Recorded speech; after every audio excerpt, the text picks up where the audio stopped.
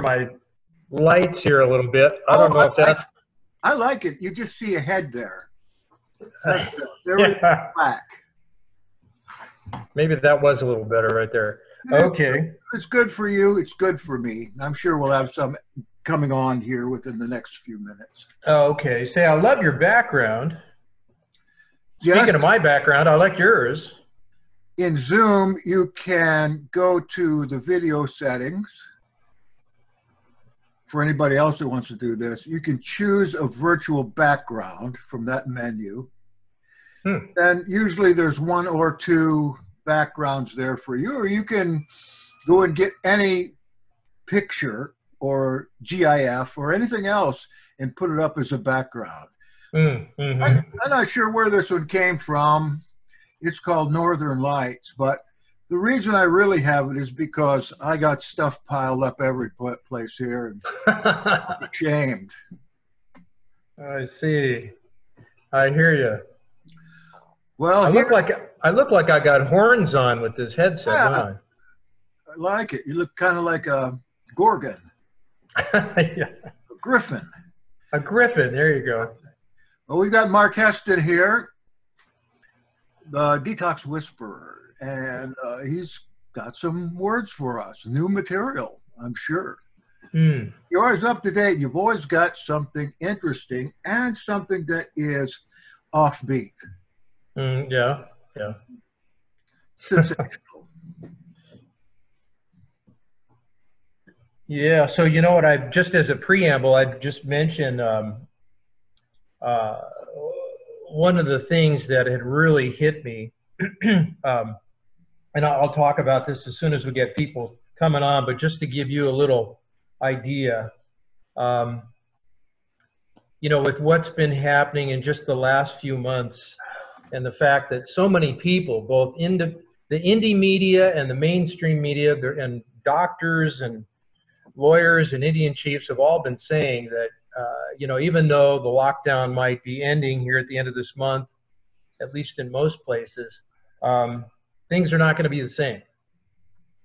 And so in light of that, recalling some earlier biblical chronology, I started putting a few things together and saw a very interesting pattern that I just wanted to share with everybody. All right, I'm writing it up there on the think tank. See if we get somebody on here. Okay. Yeah, because it's 9:30 out there your time, huh? Yeah. Wow. I think part of the problem we had that time change, and I suspect that people are going to come on next Wednesday night too, or whenever we set it up for.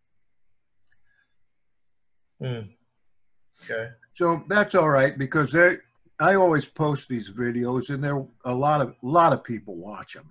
So okay, good. Yeah, I noticed you got, let's see, your subscriptions are close to 700 right now, huh? Yes, I want to get up to 300. So or another 300. I need 300 more. Yeah. Exactly, to get up to where I can actually do something with this. Now, I never really worked towards subscriptions. It's just kind of like a couple weeks ago, I looked at it and it was up to like 660 or something like that. And I thought, wow, you know, I'm within striking distance of 1,000. Maybe my friends would help me get this. So I hope you will. Here's I've done that. The site is youtube1.org. You go there, you don't even have to look at anything. It'll just give you a button to subscribe, and then you can go back to whatever you were watching. Okay. Tell you what, you know, I don't have a pen right here. Let me go grab my pen. It's right over there. I'll put it on the chat. The same with Podbean.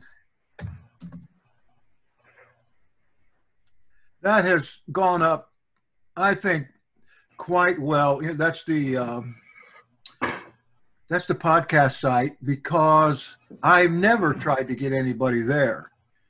But it's just slowly in the last year. I've had there a year. It's slowly coming up. Kennesaw. So how are things in Florida as far as the this COVID thing? Well, we don't have any problem here. People are all dressed up with masks and everything.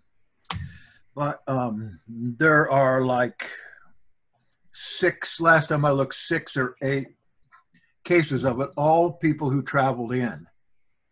Oh, wow. So it's not a really big deal here. There are quite a few in the hospital now. It might be 10 times that many now. But what I understand is that as the COVID-19 numbers go up, the flu numbers go down. Is that true? As the COVID-19 numbers go up, the flu? Yes. I hadn't heard that. The numbers of people infected go up.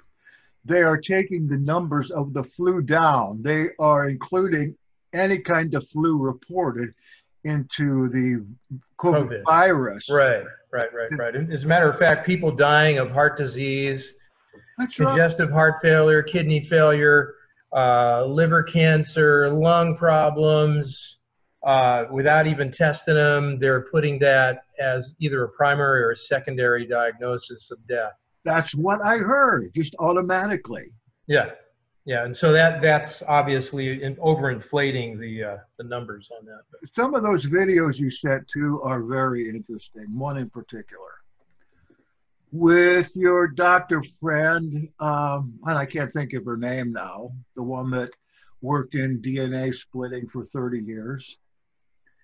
Milford? Oh, that's not Stephanie Seneff.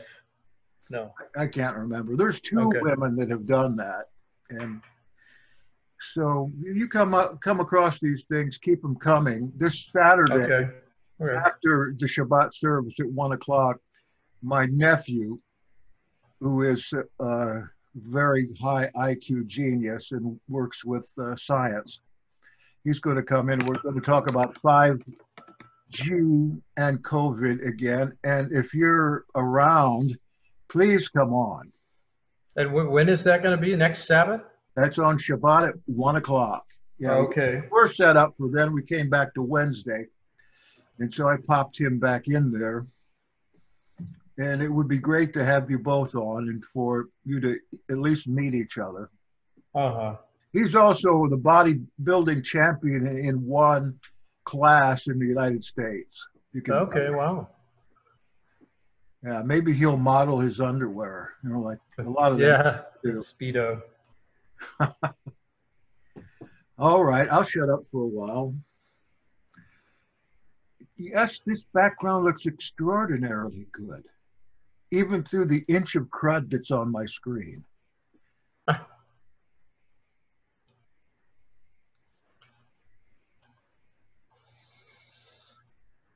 How's Commander doing?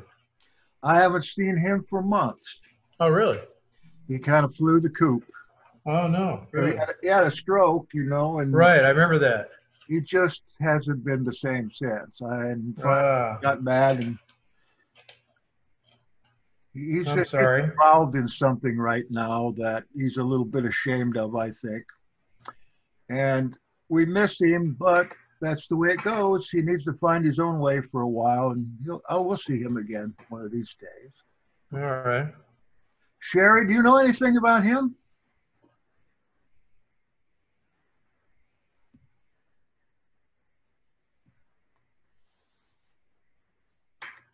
Sherry, are you still there, Sherry? You don't sleep.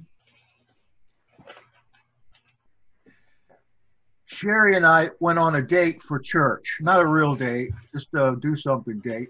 I don't know, probably a year ago, just for fun. We went to a night service at a Pentecostal church, and it happened to be a children's Christmas program. Oh, wow. I said, Sherry, you want to come back next week? She said, no. It was a Pentecostal church. I'd gone the week before, and there was an excellent sermon that they didn't record. They didn't record? Didn't record it, no.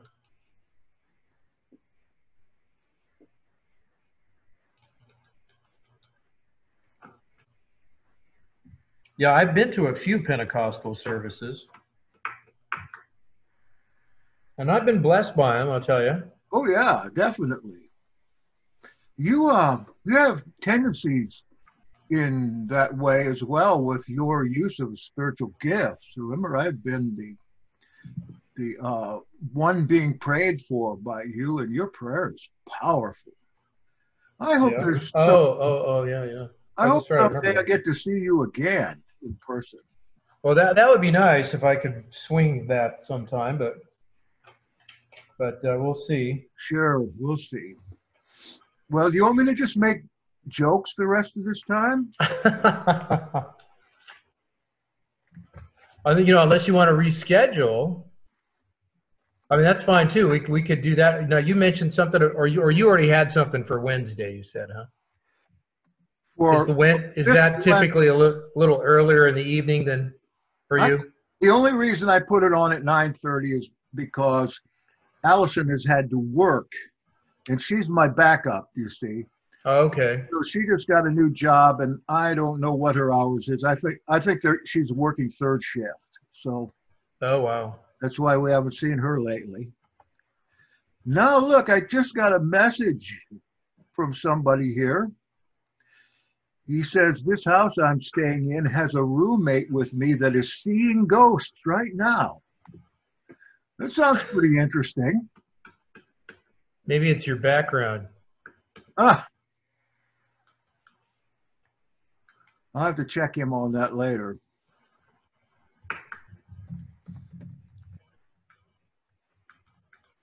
Seeing ghosts. Well, it's not ghosts of dead people he's seeing. Do you think I'm going to have to sit here and make jokes for the next 10 minutes? If so, I need to get to my joke bin. Well, I wouldn't mind hearing a few jokes. I wanted to show a picture if I could find it, but my computer is not really. I've gotten a short in my computer, and I'm going to have it taken in and get inside of it and solder it back together. Oh, wow. You can do some of that? I do some, but I don't get into soldering motherboards. I can put them all together and take them apart, but not that. First time I worked on a laptop, I got everything out fine after taking the, let's see, what's it called? The ACT test from the government, ACT. It's for computer repair. Okay. And the first one I got into, by golly, I couldn't get the stuff back in. That was embarrassing, but I fixed a lot of them since, like putting in drives and motherboards and stuff. Okay. Successfully. Very cool. But as far as taking on some of these computers, the USB socket is on the motherboard. And if you screw that up, you've got to get a whole new board in there. Oh, wow. And you have to have you have to have a grounded mat that you work on and things like that, or? Do what? Do you have to have a grounded mat when you work on a motherboard like that? Sometimes you take a wire and tie it around your arm. Yeah. Then you put that end of the wire down on the floor. That is supposed to keep from static, but I've never had a static problem. Okay. I don't know, maybe it's the atmosphere around here. So maybe I'll try to solder this one. I've got all this stuff to do that. We'll see. I'm just getting so lazy and weak in my old age. It's hard to get around to doing anything. Well, we need to get you outside and doing stuff more. Absolutely. I wanted to find a picture of us here. But when I'm talking on here, I can't think. You know how that is. Let's see if I can find it. Say now, who was the tongue-tied prophet? The tongue-tied prophet. I can't remember that one. Oh, okay. You had mentioned it in an email, and I wasn't sure if you were talking about me or. That was you. You said you were the tongue-tied prophet. Okay. Well, I don't think I actually said that, but anyway. I think that you might be one of 3 champions of using Oh yeah, There's I know. like I got to break that habit. I hate that. on it too.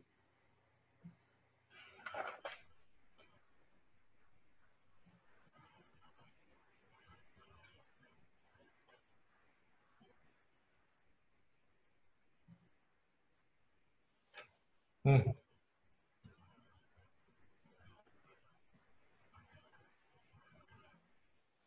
The picture I have, I'm standing in between you and Governor Staten, and I look like a pygmy. Oh yeah. Well, we're both kind of optical illusions. We're both kind of skinny, tall and skinny. That's going to make us look a little taller. Oh, here it is. I have to show it to you.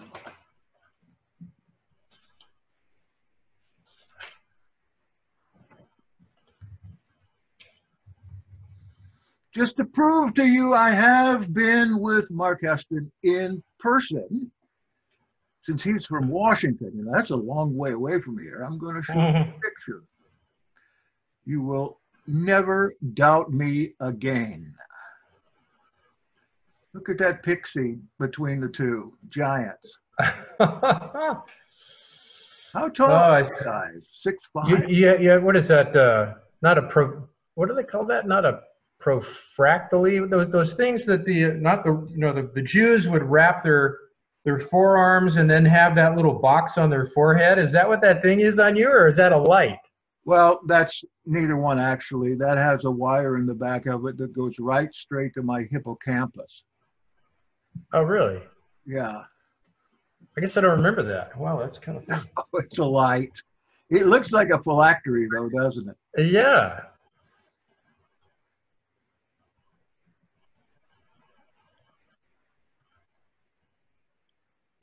So where was that meeting? Oh, got somebody there. Is this Mark? This is Mark Which Mark? Swoboda. Oh, is that how you pronounce it? Something like that. My old friend called, he was Paul Svoboda. Svoboda. That's the other way. That's the proper way. Okay, and how's yours pronounced? We say Swoboda. Swoboda. All right. You probably all came over on the same boat from the Czech Republic. I don't know if it's the same boat. Maybe 2 or 3. 2 or 3 boats. Well, it's good to have you here. We got a small group tonight, and we got Mark Heston on here, but I don't know what he's doing there. I think that he's building a crystal radio set. Yeah. You know what Swoboda means, right? Svoboda. Svoboda. Yeah, you know what it means, right? No. Freedom, liberty. Does it really? Yes, it does. Cool. Svoboda. We had no idea, my friend Paul, that his name meant that. I'm sure he didn't either. Is that from Czech language or? Yes. Mm-hmm. It's actually the same thing in Polish, but spelled with a W. Yeah. And I think Russian, it is spelled with the V, and is the same thing. In fact, if you remember the movie Moscow on the Hudson? Yeah. Moscow on the Hudson? Okay. Yeah. What's his face? The guy committed suicide. I can't think of the actor's name. Real funny guy. I'm going to have to refresh. Oh, Robin Williams? No. Yeah, Robin Williams. He played. Oh, okay. They use that term talking about liberty all the time in it. Mark, you ever been to the Czech Republic or Czechoslovakia? No, I've never been to Europe, actually. I have not, but my parents did, and my brother. I've been there. Was there during the communist time, 1970. I know that's a long time ago, but there were still. You're that old? Yeah, oh yeah. Mm-hmm. I was almost an adult at that time. I was over there in a symphonic orchestra playing the violin. Okay. Toured all over, but in Prague the place was ruined, and the great clock that was there wasn't running. On each downtown on each of the corners of the street, there was a tower with a machine gun up there. And I stayed in a hotel there, and there was a hole in the wall with a microphone in it that I poured some water in there and stuffed some toilet paper in. Stayed at the Communist International Hotel. And the kids there, my age, the only ones I saw, nobody on the streets. But when we came in, some kids about our age would come out. I think I was 17 or 18. And they were really shabby looking. Felt so sorry for them. No school going on or anything. And their business was to change currency. I think they've got is it the kroner they use? I do not know. Yeah, I can't remember. But you could get 5 kroners for $1 at that time. A lot of kids did that and helped these guys eat. It was a shocking experience. Huh. Or should I go on with my trip to Czechoslovakia, or are you ready to go now? Well, sure, I could start. What are we waiting for? Some more people? I'd like to ask Mark a question. Mark, what part of the country are you in now? I'm in the Houston, Texas area. Okay, very good. Just want to get an idea where you're at. Is there anybody else on Jackson? We only have 7 on here, which I'm surprised about, but I'm sure it's because of the time change. And we got Leo on here, Trelly's on here, Sherry's on here. She's not speaking tonight, though. Kenneth's on here. Swoboda is on here.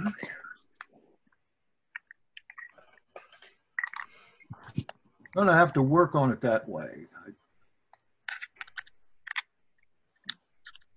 Because you and I are gonna be friends. I want to come over there to the Houston area again, do something.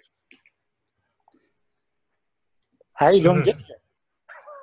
Oh, I usually just drive over. I've been over a couple of times and did some speeches there.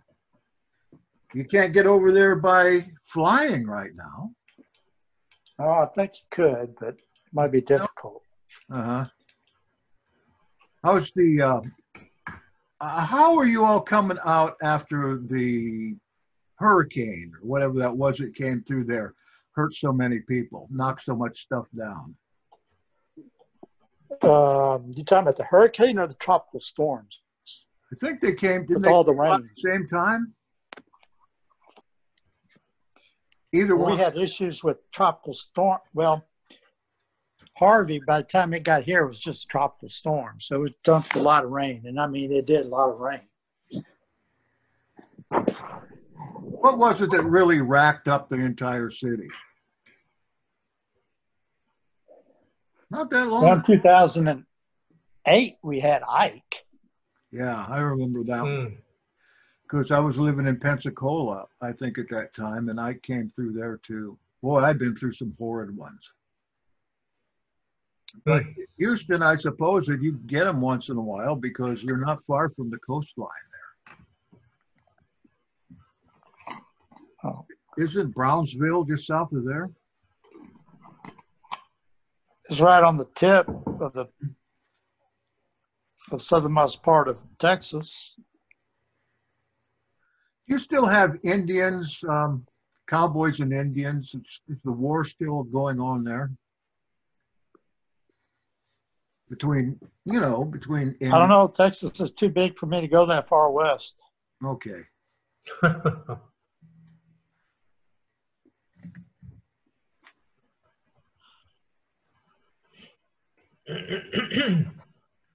Mark, are you ready to get started yet? Yeah, I think we can go ahead and go. All right, super. All right. Well, good evening, everybody. I guess it's a little later for most of you guys. It's not quite 7 o'clock my time out here in Washington.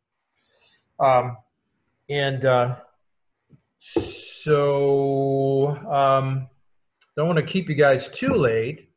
But I do want to put a plug in for the idea of having and maybe Jackson is, maybe the 1 o'clock on Sabbath is a little bit more for this kind of thing, having a forum, because a lot of the things that I'd like to share this evening, I'd like to get some feedback on. Again, this is one person's perspective, essentially. I mean, granted, I'm, pulling things from many different sources, but I'm kind of distilling this down. And in some cases, I've got essentially one witness, if you will, and would like to get some more feedback from those of you that are studying some of the same stuff, maybe. Absolutely. Either we can do it next Shabbat and I can move that guy on, or we can do a forum next Shabbat with him on it too, because he's working on 5G and the same thing. Oh, okay. You want can you on Shabbat at 1 o'clock? We can make it a 2 hour. Yeah. No, I'll make a point to be there with you guys. 1 o'clock. 1 o'clock your time. Yeah. Yes, sir. Okay. Well, I was just talking briefly with Jackson here earlier that just making recognition of some of the things that have happened here in the springtime of this year, which those of us that are familiar with the calendar recognize to be the beginning of a year. And I was reminded of a previous study that I've done, and it just dawned on me what we're really facing in terms of the biblical chronology of time for man. I know most Sabbath keepers are more familiar with this concept. We read in the book of Revelation talking about the 1,000-year kingdom. And we as Sabbath keepers seem to be a little bit more inclined to this idea, recognizing that if there's indeed 6,000 years that we are approximately going through, that 1,000-year kingdom would be the sabbatical millennium in a week of millenniums, right? A millennial week. So we are potentially looking at this sabbatical millennium that's coming up. And some have wondered, well, gee, aren't we already in it? And what's going on? Why aren't things happening the way that Scripture says it's supposed to? Well, I'd like to kind of give you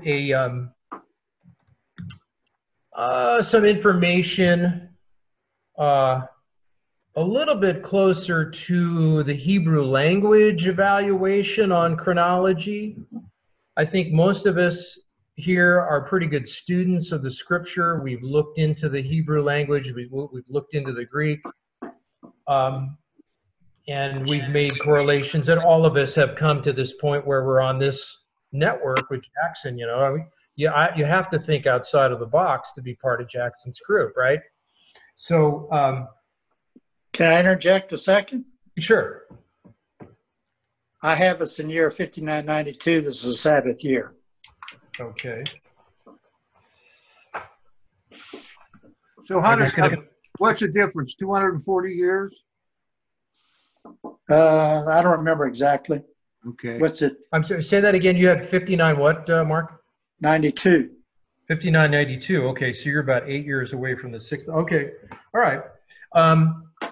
And I might be interested to see where you're coming from on that. But and if you have any questions for me, as soon as I get through this number arrangement, be happy to entertain some of that with you. So Mark has looked at chronology. Mark is probably familiar with Ussher's chronology, right? Yes. We know that was James Ussher was commissioned, well, even back into the time of King James, to do the chronology study. And even with all his student researching scholars that he had, and it might have been both Oxford and Cambridge, it took over 30 years to put that thing together. And it has been the flagship of biblical chronology for centuries. And many of the people that I'm aware of that have utilized it quite a bit, both formal studied people and lay people alike, have found it to be relatively accurate.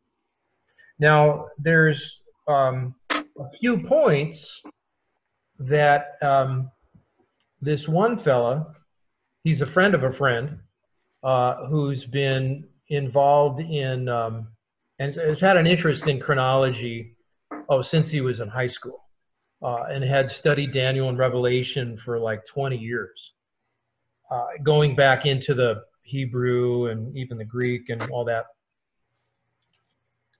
But as he was following the begats and the ages of the patriarchs and analyzing the Hebrew, he came up with one discrepancy that was kind of insightful.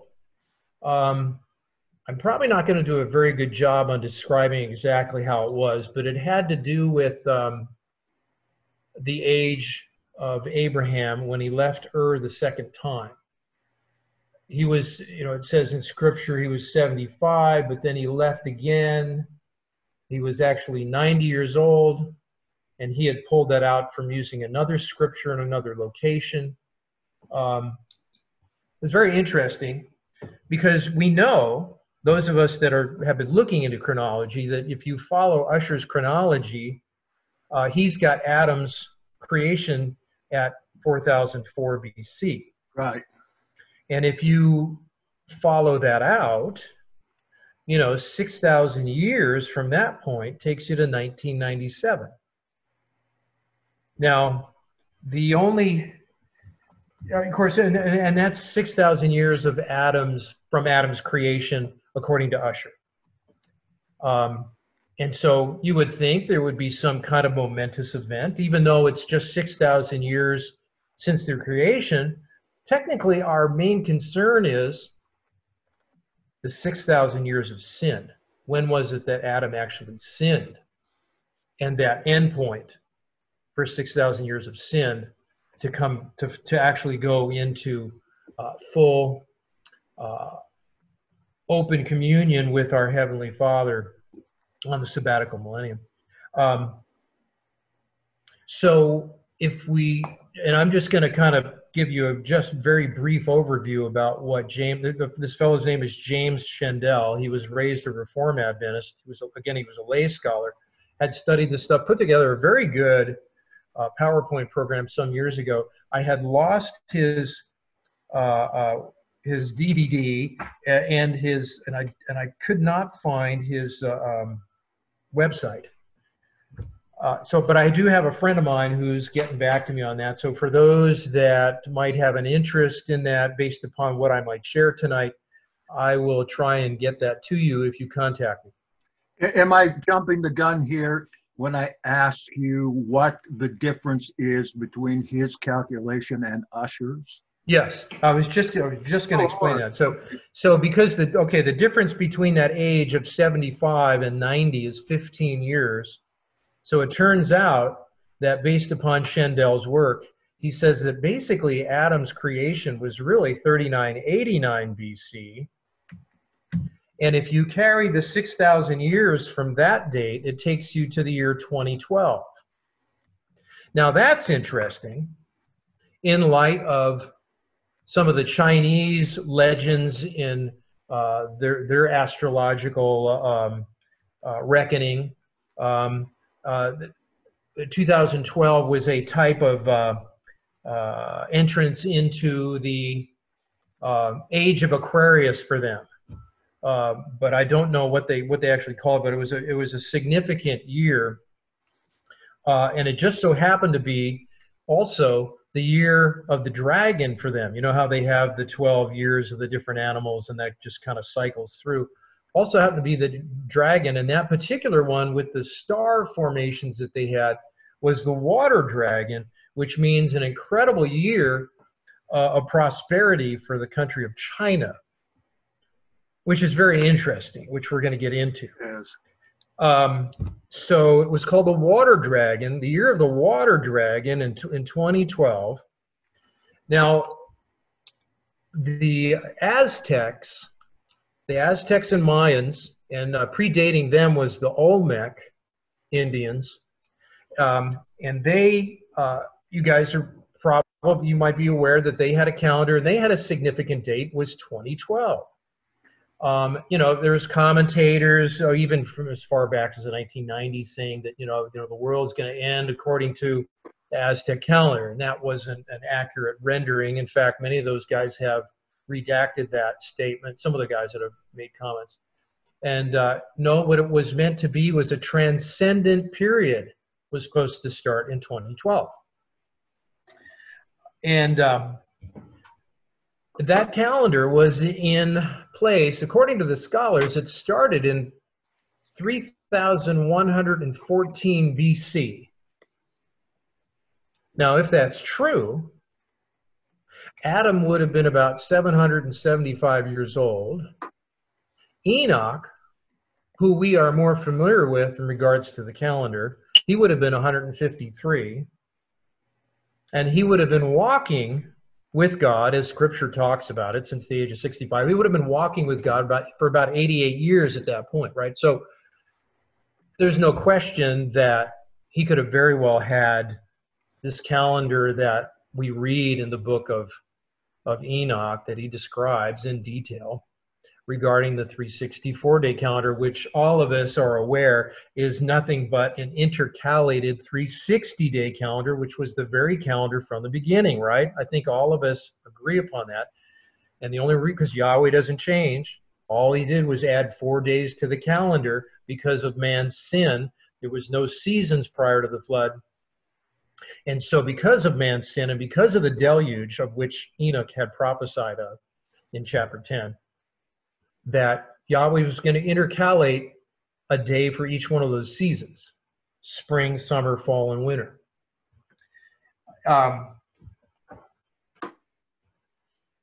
Interestingly enough, with the Aztecs and Mayans having this transcendent date of 2012,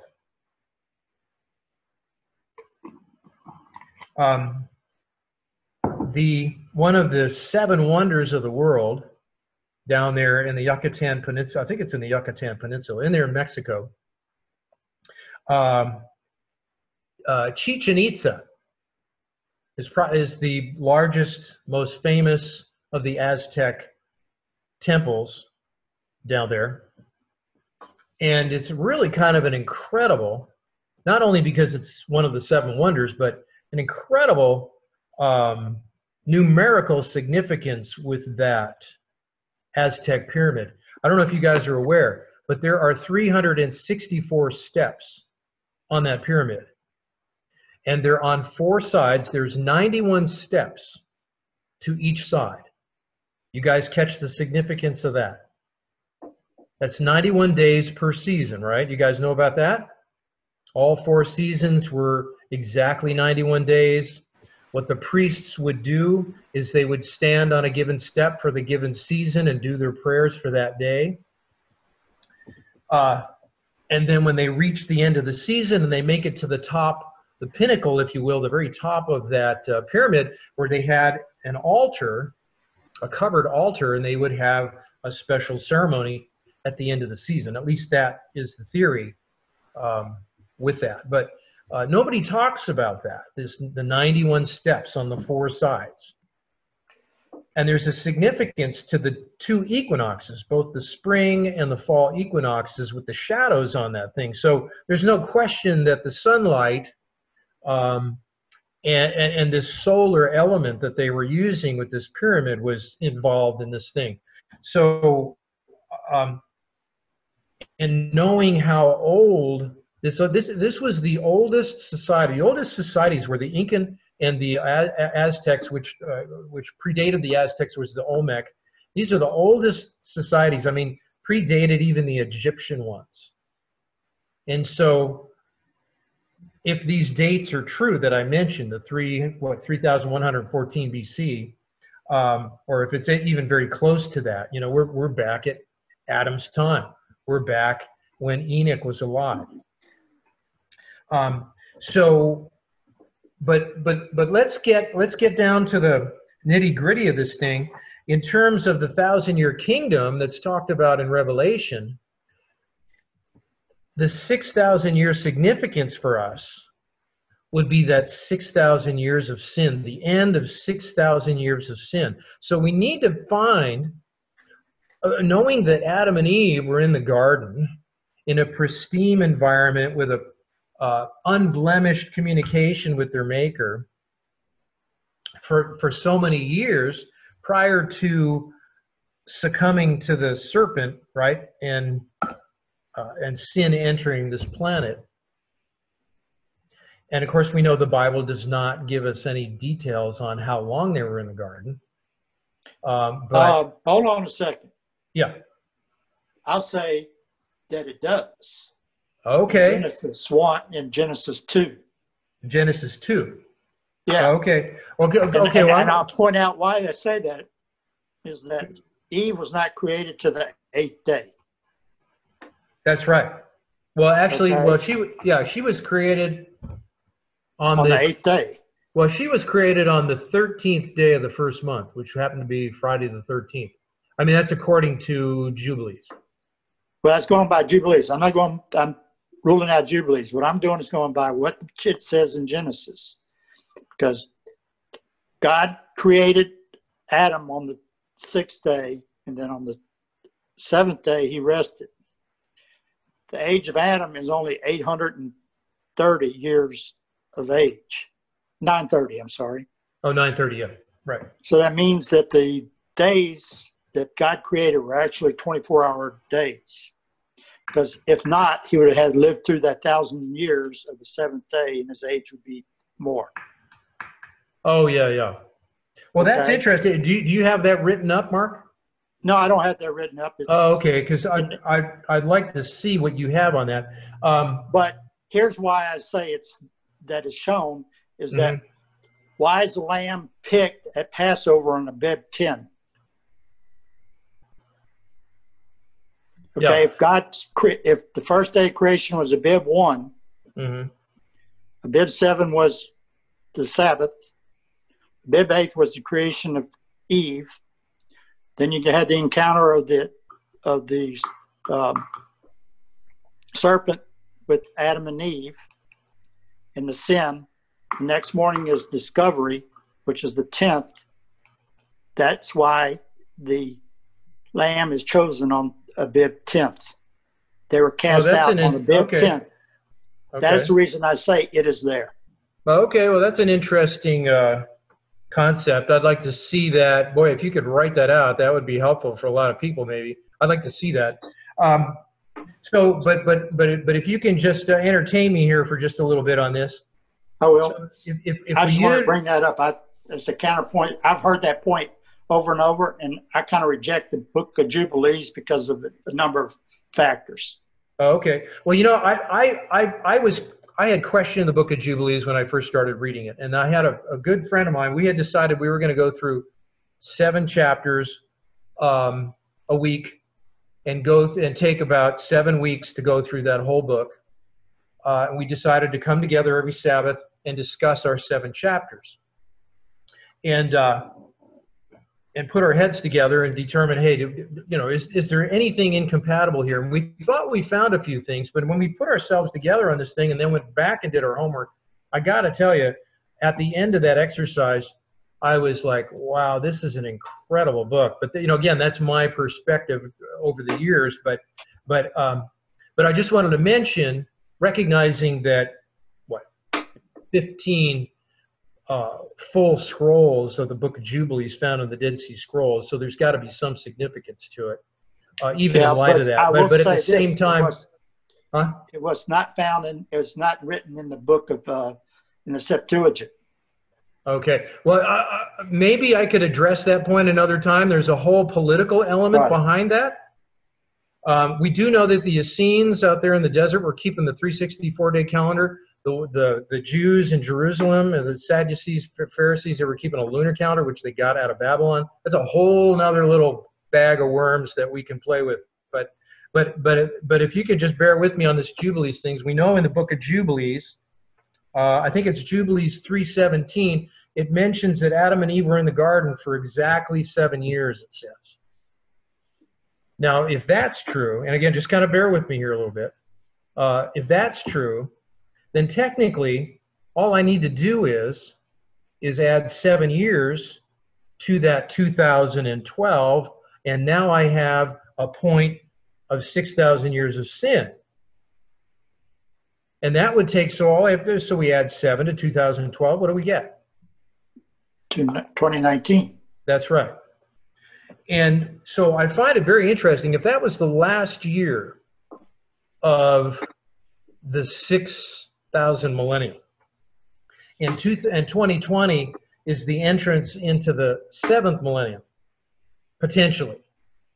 And considering the fact that the year starts at the vernal equinox, I find it very interesting some of the things that happened in and around March 19th and 20th of this year around the world. The beginning of this 7th millennium, if indeed this is an accurate timepiece that I'm sharing, that there was lockdowns in every country, almost every civilized country in the world had lockdowns. Just amazing. And so many commentators, I was just telling Jackson this earlier, so many commentators, both in the indie media and mainstream media, doctors, lawyers, Indian chiefs, are all saying, you know, when we come out of this thing, life is not going to be the same. There's a lot of things that we know 5G, we talk about digital monetary system. You start getting into digital monetary system, you know, you have to have some kind of oversight with the people. You got to be able to monitor them all the time. Maybe there's another way of doing it, but I'll just tell you, just kind of a mind blower. Let me kind of review my notes here just a little bit. And oh yeah, I thought I'd mention this. You know, so that based upon Usher, you know, the 6,000 years from 4004, it would take you to 1997. I'd forgotten, I mentioned about Heaven's Gate cult. You remember the Heaven's Gate cult that committed mass suicide that year? And I wonder if there was a connection to that they were doing that. They had been together since the 1970s, I guess, some of the people in that group. And they went to hitch a ride on Hale-Bopp Comet in March of 1997. 39 of them. Just a little side note on that one. But let's see. Just running through what I have here.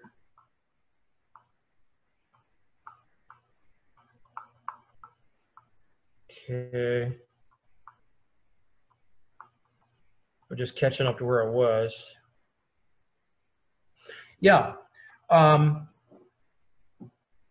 so I'd like to share a little bit from Luke 21 to back this up, this idea of about, 2019, 2020. In Luke 21, our Savior, that chapter somewhat parallels what some of us might be a little more familiar with in Matthew 24, where Yeshua is talking about the last day events. And he mentions in verse 20? He says, when you see Jerusalem surrounded by armies, then know that the desolation of it is about ready to come about. And a lot of us who are students know the story reasonably well. 66 AD, the end of the summer, early fall maybe, not too far from the time of Tabernacles.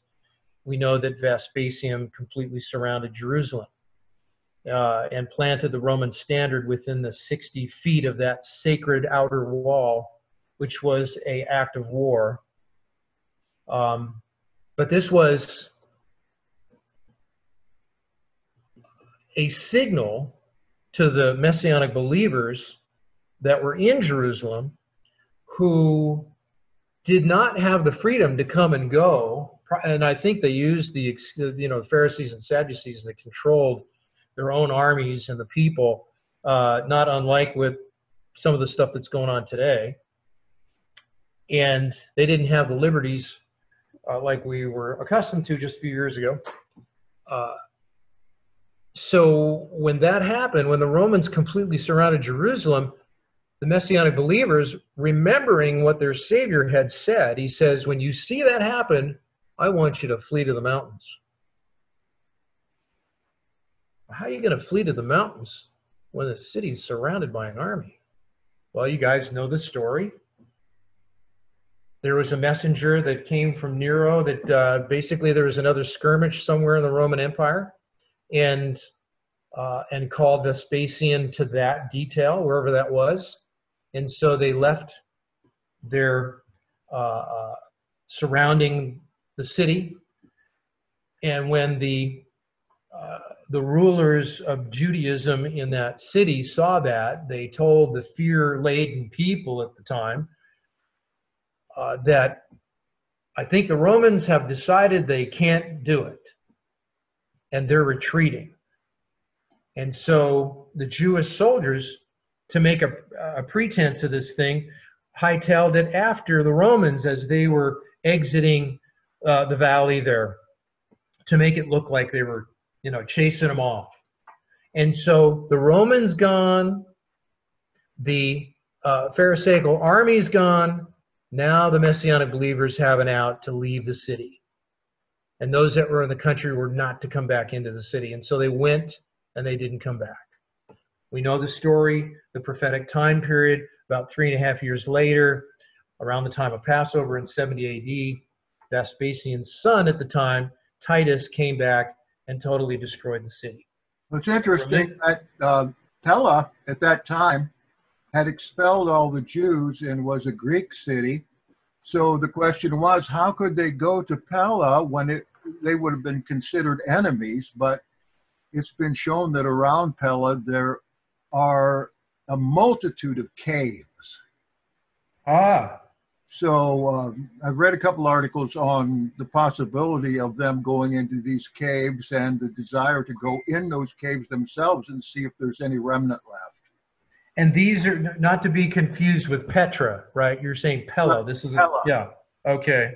Pella is exactly in between Jerusalem and Damascus, right on the direct line. Wow. Between Damascus. Thank you. So they wouldn't have been considered to be in Israel anymore. I think Pella is in the district of Damascus, and it's outside in Perea. Okay, very good. Thank you. Thank you. All right.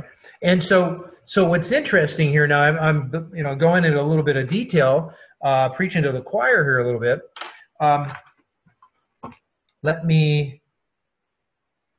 And so when that happened, let's go back to what our Savior was saying. He says, let those in Judea flee to the mountains. Let them who are in the midst of it depart out. Let not those in the country enter into it. For these are the days of the vengeance, that all things which are written may be fulfilled. He goes on to say,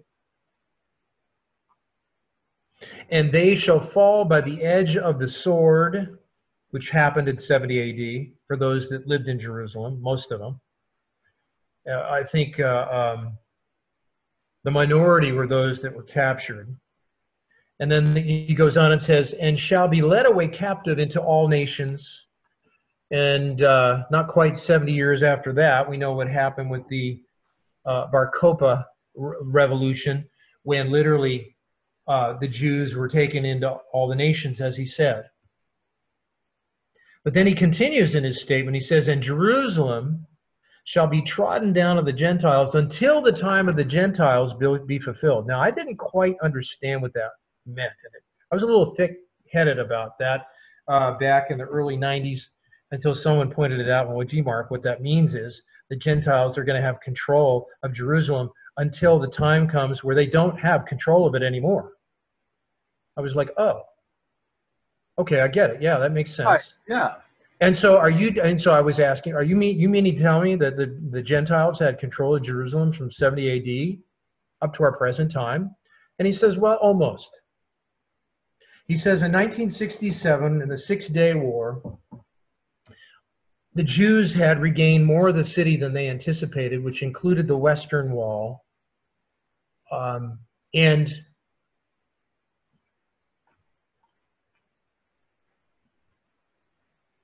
so when the Messiah is talking in Luke 21, and he goes on to say, let me pick up, let's see.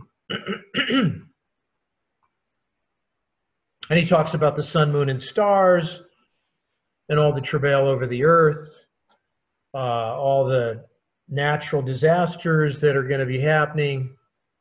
He says you're going to see the Son of Man coming in the clouds with power and great glory. And let's see, I'm picking this up now at verse 32. He says, now, he says, this generation that sees all these things to occur shall not pass until all things will be fulfilled. So let's think about that. Now, a biblical generation, I imagine there could be some discussion on this, but let's hypothetically, at least at this point, let's say if that's 40 years. We know that a man is viable for war from the ages of 20 to 60. There's 40 years there. The wandering in the wilderness was 40 years. The generation of the early kings of Israel, 40 years. So let's just say the biblical generation being 40 years. If I add 40 to 1967, that takes me to 2007. Well, what happened in 2007? Well, there wasn't really a lot of things that happened. It certainly wasn't the end. Well, it turned out that the Jews really didn't have significant control of Jerusalem. It wasn't until they actually moved their capital from Tel Aviv to Jerusalem, which happened to be in 1980.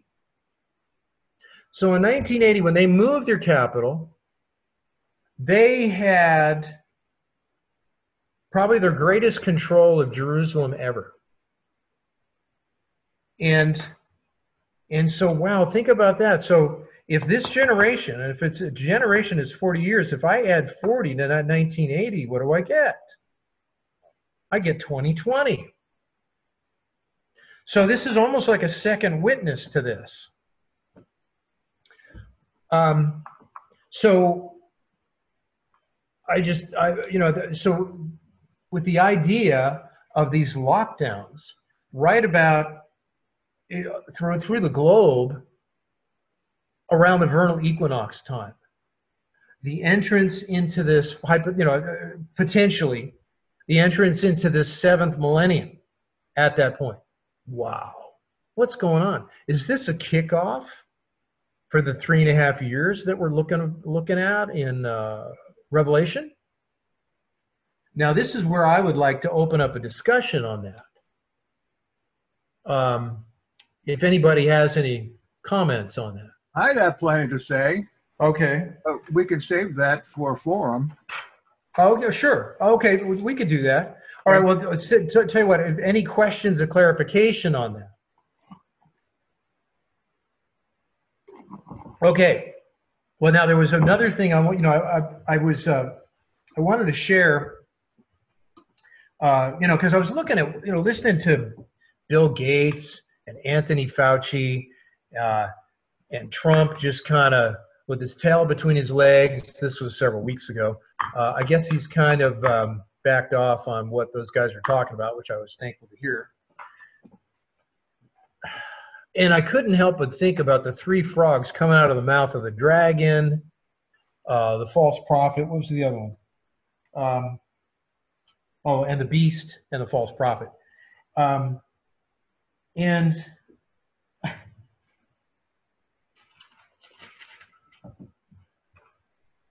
Let's see, there was, and so then I'm looking at this, we're really coming into this time frame of these things starting to happen. And I remember reading, let's see, this is chapter 16. This is Revelation 16, where it talks about those 3 frogs. And excuse me. And in verse 19, it says, "In the great city," we're talking about, this is a negative consequence. It's great in the eyes of the world. that great city was divided into 3 parts, and the cities of the nations fell. And this is exactly what's going on right now. And great Babylon came in remembrance before God to give unto her the cup of the wine of the fierceness of his wrath. It's also exactly what happened in the past. Yes. Well. Oh yeah. So we have repeating prophecies going on for sure. Yeah, like there was an earthquake, and after the earthquake, well, the Idumeans had surrounded Jerusalem. Earthquake with them outside. Then the city split in 3 in respect to leadership, because there were 3 factions inside Jerusalem that were at civil war, killing each other and killing everybody in there. Oh, wow. 3 parts of Jerusalem then. Okay. Yeah. Eleazar, John of Giscala, and Simon Giora. Those were the 3 nations inside of Jerusalem. And they each had their own territory in there. And they, killed each other, and they killed thousands and thousands of citizens as well, and took their stuff. Burnt all wow. The and what year was, about what time was that? 70 AD. Oh, 70 AD? Mm-hmm. Oh, wow. So that would also, that fits into the Olivet prophecy perfectly.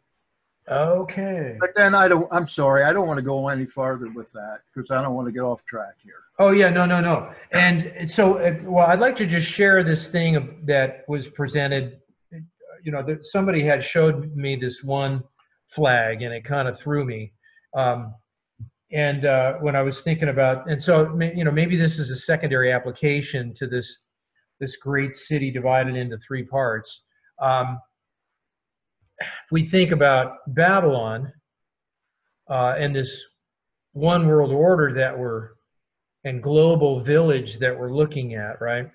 We have essentially 3 cities in that global network. We have Washington, D.C., which is the political military arm. We have the City of London, which is the financial arm. And then we have the Vatican City within Rome, which is the religious arm.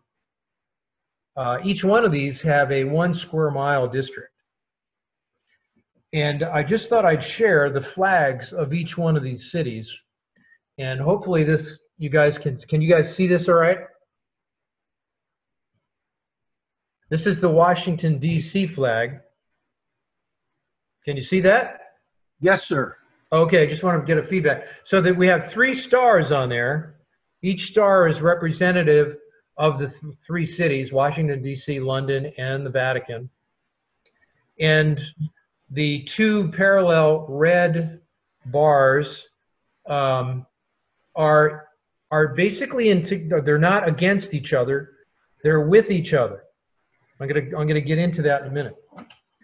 You're really bringing up something that I have been interested in a long time, and that is the 3 frogs. I have tried to locate them and but this makes a lot more sense to me. Yeah, so whatever comes to mind on this thing, I'd entertain anybody's input on that. Now let's look at the flag for the City of London. Does this strike you with anything? This is supposedly St. George, but does anybody remember the Roman Crusades? This is the shield.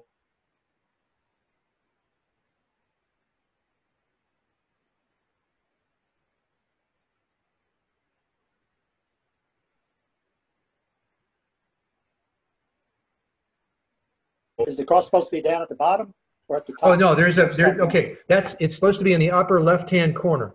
Okay. That's correct. And that's supposed to be a red sword. That's a bloody sword. And so we know what the Roman Crusades were all about. And this is the flag of the City of London, which is the financial arm, which kind of gives some pretense as to what was also going on during the Roman Crusades financially. Kind of an interesting thought. But the red sword gives relevance to the sword.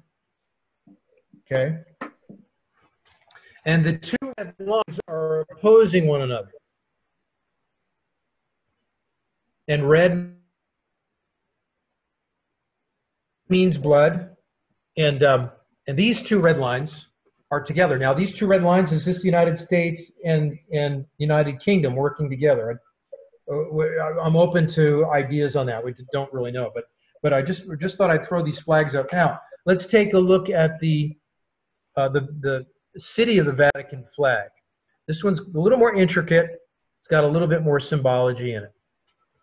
Okay. So we have a complete half of this flag, which is almost square, is yellow or almost golden. Some of the flags have it gold, and then the other side is white. Now you'll notice that emblem, which I believe would be on your right side. Right. That emblem. There's two keys there to heaven and earth. There are the gold key, which is the spiritual, and the silver key, which is the world, right? And so you'll notice that the tiara, which is above that, is a three-crowned, is basically a triple crown is what the tiara is. And that relates to the things that we were just talking about, because the Pope is basically the ruler over the political, military, the financial, and the religious for the world. And you'll notice, I don't know if you can see it very well, I know my resolution here is probably not very good, but there are several crosses on that little emblem that weaves in and out there. And you guys know about, where is that little thing? I had put that's a red cord that's tying it together, right? Right, that's a red cord tying it together. You got it. And so you could make a correlation back to the red lines that we were talking about possibly. But now you'll notice the waves. I don't know how well you can see that, but if I can run my finger with this, but there's a little wave right here and a little wave on the other side. There's a wave over the key portion of the silver key and a wave over the gold portion. And now, if you guys might be aware, a wave, one wave is a symbol for man and is the number 6. A double wave, 66, which is the number of Lucifer, and then the three waves, which a lot of the governmental logos for the various departments throughout federal government in this country uses 3 wavy lines in a lot of their little logos, which is kind of indicative. And that is, so each one of the wavy lines is a 6 and represents man. And so you think about this is the one wavy line is man, the 2 wavy line is man's man, 3 wavy line is man's man. Man's man over man. Okay, so that's why it's the New World Order. So, and you'll notice, so you guys might even be thinking of some of the, even the postage company has got, U.S. Postal Service has got the 3 wavy lines in their thing. The IRS has got it. A lot of church, even the Adventist church, a lot of church logos have these wavy lines in their logos. I wonder if it gives certain spiritual power to keep the people enwrapped in the spiritual bondage. I don't know. But anyway, I just thought I'd toss that out there. And so maybe next Sabbath at 1 o'clock, for those that could be there, I'd love to get some feedback on some of that.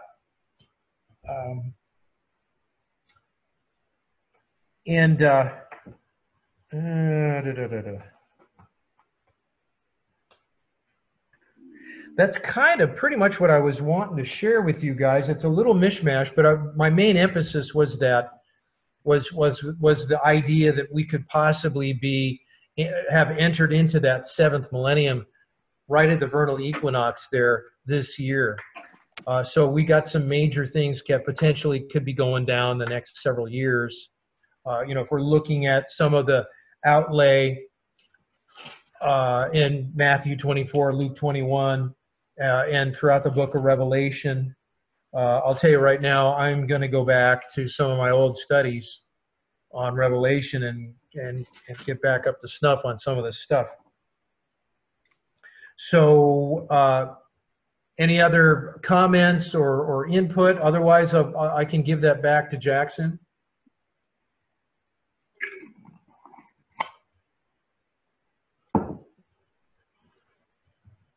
You guys still there, right? Yeah, we're still here. No feedback from me. Okay.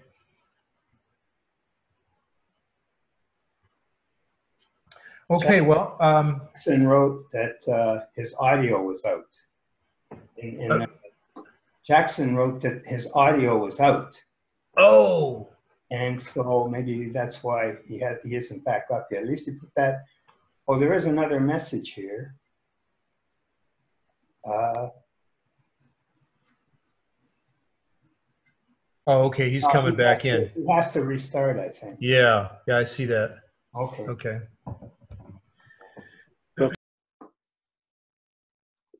He says they won't. He says they won't bother me, and I go come around and they disappear. Am I back on now? I can hear you, Jackson, but it's real faint. Okay, everything went haywire here. So I'm back on now, and please do resume. I don't know where you left off. Mark hadn't come back on yet. Okay. So what's that interesting background you have in the back there, Jackson? Sure. I didn't even know I had it until I just now looked. I can barely hear you. Can you hear me now? Yeah. Yeah, I didn't even know I had this background, but y'all can do the same thing. Let's see, who are we missing here? Larry? Mark. Heston?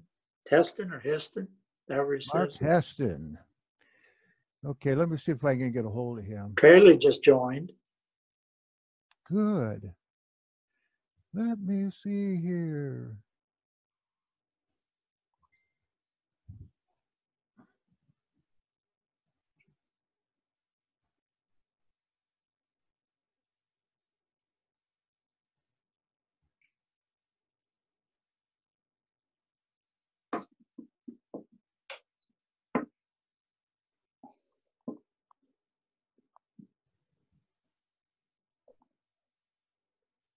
It's going to take me just a second. So if you're curious how I came up with 5992 as the year, it's based off of one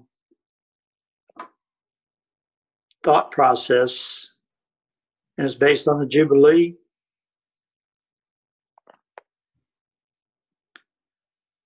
Is that when Jesus read Isaiah 61, as recorded in Luke 4:16 through 21, that was the Jubilee.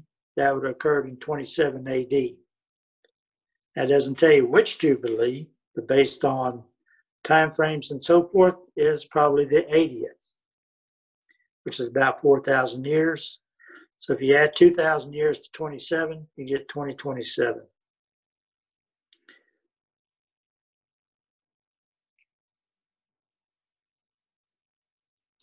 I think there's as many schemes as there are people on that. I wonder why we just can't come to a meeting of the minds here.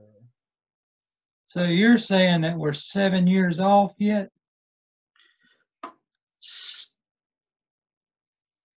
Yeah, well, Day of Atonement in 2027.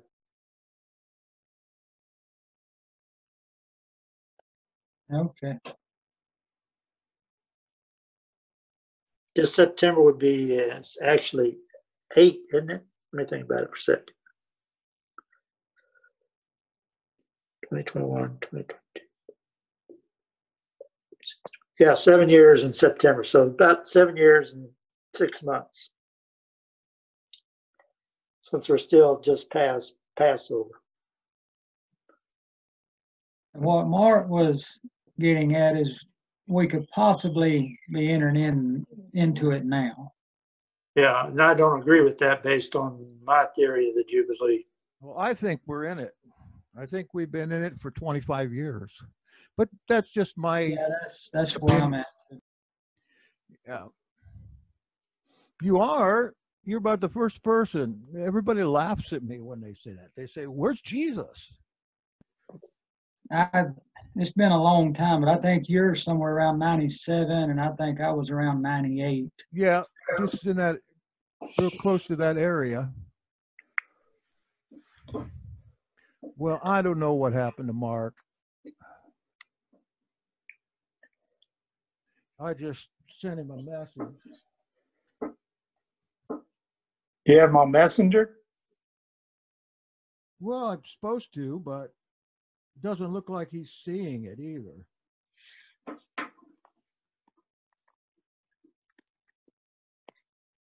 No. Let's wait a couple more minutes, see if he comes back. I guess what I need to do is email him.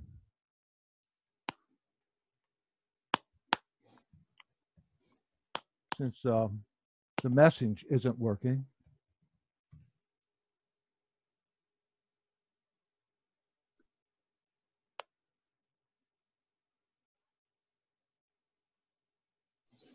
He often has a hard time getting on, too.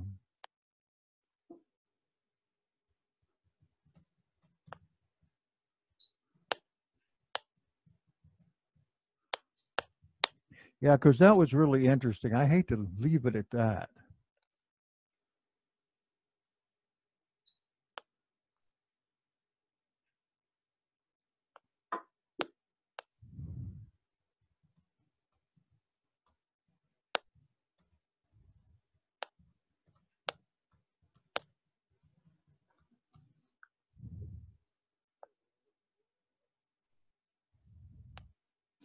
Yeah, maybe Larry thinks I just kicked him off.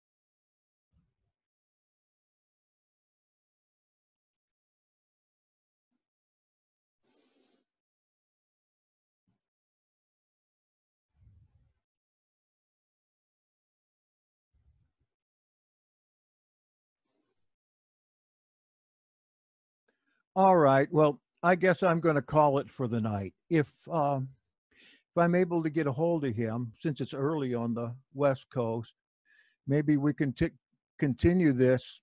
Maybe it's too late now, but maybe tomorrow night. We'll see. I missed about the last 10 minutes of what he said, but I have it recorded. So let's call it a night, and if need be, we'll call you back tomorrow. Okay? Makes me want to cry.